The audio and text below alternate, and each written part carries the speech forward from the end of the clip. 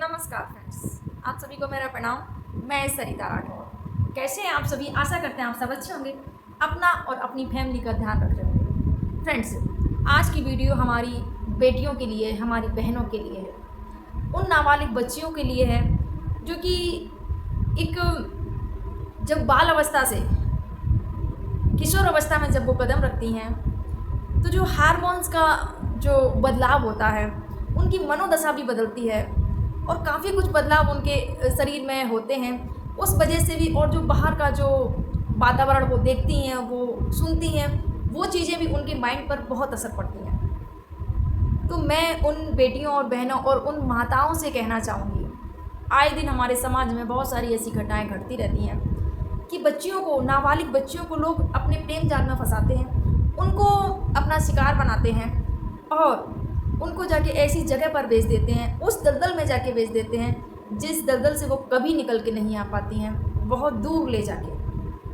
तो फ्रेंड्स, मैं यही कहूँगी कि माताएं अपनी बेटियों पर ध्यान दें और बच्चियों, मेरी बेटियों, मैं यही कहना चाहूँगी कि कोई भी बात है, अगर कोई आपको मिलता है, आप पढ़ने जाती हैं, बाहर मिलता है, आपकी तारीफ़ करता है, आपको बोलता है कि मैं आपसे बहुत प्रेम करता हूँ, तो उनकी बातों पर बिल्कुल ध्यान ना देना। अपने माँ से बताओ आके कि हाँ, फला व्यक्ति मुझे ऐसे ऐसे मिलता है, ऐसे ऐसे बात करता है। कभी भी उस व्यक्ति की बातों में ना आना और अपने जीवन को बर्बाद मत करना। मानते हैं ये जो हार्मोन्स का जो परिवर्तन होता है, आपकी जो मनोदशा होती है वो चेंज होती है। आपको भी अच्छा लगता है कि हाँ, किसी लड़के से बात करना या दोस्ती करना, फ्रेंडशिप करना, लेकिन नहीं। एक बात मेरी गांठ बांध दो मेरी बेटियों, कि अभी जो आपकी उम्र जो चल रही होती है, और ऐसे लोग 12 से 16-17 साल की ही लड़कियों को, 18 साल की लड़कियों को ही अपने जाल में फंसाते हैं और उनको मोटी रकम मिलती है, वो आपको लेके जाके बेच देंगे और इतना विश्वास आपको दिला देंगे कि उनसे ज़्यादा आपको कोई प्रेम नहीं कर सकता है, उनसे ज़्यादा आपके मम्मी पापा भी आपको प्रेम नहीं कर सकते। इतना, इस हद तक वो विश्वास दिलाते हैं बेटियों। तो अगर ऐसा कोई व्यक्ति आपको मिलता है या आपको बहलाने फुसलाने की कोशिश करता है या आपको बोलता है कि मैं आपको बहुत प्रेम करता हूँ, तो ऐसे लोगों से दूर हो जाइए और अपनी माँ से, हर एक, सबसे पहली बात मैं बोलूँगी कि बेटियों, अपनी माँ को सबसे अच्छा दोस्त बनाइए। माँ से अच्छा दोस्त कोई नहीं। कोई भी बात होती है, आप स्कूल कॉलेज जाती हैं, लड़कियाँ आपसे क्या बात कर रही हैं, क्योंकि इसमें रोल लड़कियों का भी रहता है। यहाँ पर एक लड़की जो कि घटना थी, कोटा की घटना थी, लड़की बाहर पढ़ने के लिए जाती है, उसमें 2 लड़कियाँ मिलती हैं और 2 लड़कियाँ उस लड़की का माइंड वॉश करने की कोशिश करती हैं, लेकिन लड़की काफ़ी समझदार थी। लड़की डायरेक्ट थाने जाती है कि ऐसे ऐसे करके ये लड़कियाँ मुझे बरगला रही हैं और उस लड़के से बात करने के लिए बोल रही हैं, और बहुत सारी चीज़ें उसने वहाँ पर पुलिसकर्मी भाई को बताती हैं। लेकिन यहाँ पर ये लड़की तो बालिग थी, पढ़ने गई थी, लेकिन कुछ लड़कियाँ जो कि जिनकी उम्र 12 से 13, 14, 15, 16 साल की होती है, जिनको दुनियादारी की कोई खबर नहीं होती है, तो मेरी बेटियों, बस यही कहूँगी, दुनियादारी की कोई आपको खबर करने की ज़रूरत नहीं है। बस इतना मान लो, अभी जो आप जो पढ़ रही हो, जो आपके पढ़ाई का समय है, बस उस पर आप ध्यान दो, बाकी चीज़ों पर ध्यान देने की ज़रूरत ही नहीं है। 25 साल तक आपको संयम का पालन करना है। अपने चरित्र को इतना मजबूत बनाओ, इतना उच्च बनाओ अपने चरित्र को, कि सामने वाला कोई भी अगर आप पर गलत नज़र भी डालता है तो उसको अपनी नज़र बदलनी पड़ जाए कि नहीं, ये लड़की अलग ही है, इस लड़की से पेश नहीं जाएगा। ऐसी अपनी इमेज बनाओ, ऐसी अपनी छवि बनाओ। अगर कभी मन कभी डाइवर्ट भी होता है, मन कभी बदलता भी है, अगर किसी के चक्कर में भी पड़ने का सोचे कि यार ये लड़का बहुत अच्छा है, ये कभी लगे कि हाँ, मुझे उससे प्रेम है, तो अपने मन को वहाँ पर कंट्रोल करना। और कुछ चीज़ें जैसे कि रामायण आप पढ़ना, आप अपनी बच्चियों को रामायण पढ़ाइए, अपनी बच्चियों को गीता का पाठ कराइए, ताकि अगर उनका मन कभी भी भटके तो रामायण ऐसी चीज़ है, रामायण हमें जीना सिखाती है, कैसे जीना है वो हमें रामायण से देखने को मिलता है। मैं खुद रामायण पढ़ती थी। रामायण में जब भगवान श्री राम सीता माता को पहली बार बगीचे में जब मिलते हैं, पहली बार जब दर्शन होते हैं भगवान राम और सीता की, जब नज़र पड़ती है भगवान राम पर, तो जैसे ही सीता माता की नज़र पड़ती है, वो एक तक वो देखती हैं भगवान राम को, और देखते ही अपनी पलकों को नीचे झुका लेती हैं। उस समय सीता माता ने बोला कि मैं अभी अपने पिता के अधीन हूँ, इस वजह से उन्होंने दोबारा श्री राम भगवान को नज़र उठा के नहीं देखा।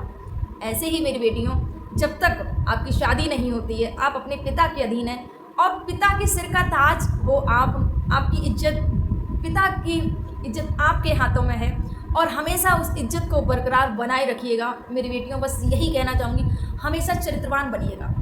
आप जब रामायण पढ़ेंगी तो आपका जो माइंड है काफ़ी चेंज होगा, आपको बहुत सारी चीज़ें जीवन में सीखने के लिए मिलेंगी।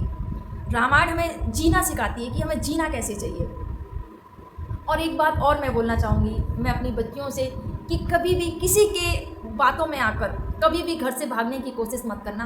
कितना ही कोई बोले कि मैं आपको बहुत प्रेम करता हूँ, बहुत ऐसा वैसा, लेकिन नहीं। बस अभी आपकी जो उम्र है, जो 12 से लेके जो 18, 20, 25 साल तक, आप अपने आप को बस 20 साल 21 साल तक भी अगर आपने अपने आप में कंट्रोल कर लिया, अपने आप में संयम रख लिया, तो आपकी ज़िंदगी बदल जाएगी। और मेरी बेटियों, जैसे कि आपको पता है हमारे समाज में आज हम कितने भी पढ़ लिख जाएँ, कितने भी आगे बढ़ जाएँ, लेकिन हमारे जो समाज की जो सोच है वो वहीं की वहीं है। आज भी दहेज के लिए अगर किसी का लड़का जॉब पर लग गया है तो लड़के वालों की डिमांड रहती है कि हाँ, इतना दहेज हमें मिलना चाहिए। तो मेरी बेटियों, इस दहेज से मुक्ति के लिए आपको खुद आत्मनिर्भर बनना पड़ेगा, खुद जॉब करनी पड़ेगी, ताकि कोई भी जब आपकी शादी की बात चले तो पिता गर्व से कह सकें कि मेरी बेटी ये जॉब करती है। और पिता को शादी का एक जो रहता है कि एक टेंशन रहती है बेटी की शादी में इतना देना पड़ेगा, वो टेंशन फ्री ओनली आपकी सोच से हो सकते हैं। और जब वो टेंशन फ्री तभी होंगे जब आप अपनी पढ़ाई लिखाई करके किसी पद पर कोई भी आप जॉब कर रही होंगी उस समय, तो ये दहेज जैसी जो प्रथाएं ये भी बंद होंगी। और मेरी बेटियों, अपने पैरों पर खड़ा होना बहुत ज़रूरी है। कल के लिए अगर शादी होती है, ससुराल में किसी भी बात की परेशानी आई, भविष्य आगे किसी ने नहीं देख रखा है, कब आप पर क्या मुसीबत पड़ जाए, तो कम से कम आप काबिल हैं तो अपने पैरों पर खड़ी तो रह सकती हैं। उस तूफान से लड़ने की आपके अंदर क्षमता तो होगी।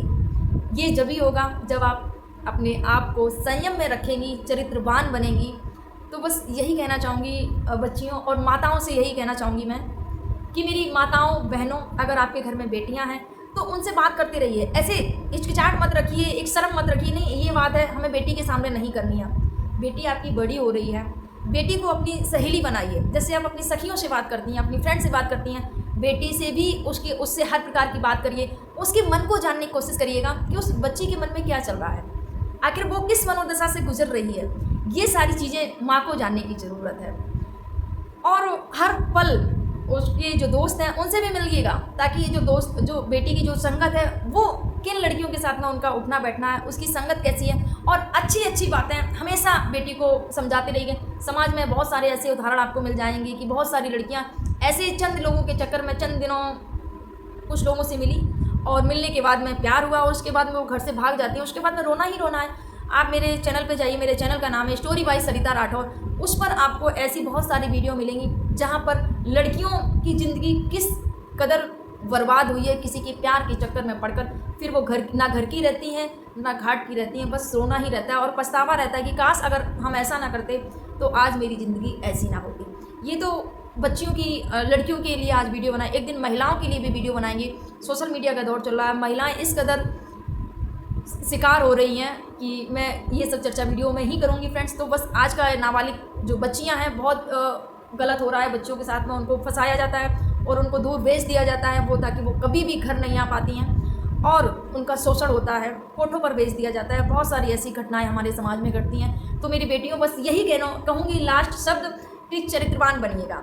और 25 साल तक कभी, जब तक माता पिता ना चाहें कि हाँ आपकी शादी यहाँ या वहाँ, या जब आप 18 साल तक अपने आप को संभाल लीजिए, 20 साल तक, उसके बाद ये सब चीज़ें आपको बताने की ज़रूरत ही नहीं पड़ेगी। आप खुद इतनी मैच्योर, इतनी समझदार हो जाएंगी कि इन सब चीज़ों की ज़रूरत नहीं पड़ेगी। बस माताएं थोड़ा सा ध्यान दीजिए अपनी बच्चियों पर, अपनी बेटियों पर, उसकी मनोदशा को जानने की कोशिश करिएगा। और फ्रेंड्स, आपके क्या विचार है कमेंट जरूर करिएगा। मेरी बातों को सुनकर आप सभी को मेरा प्रणाम।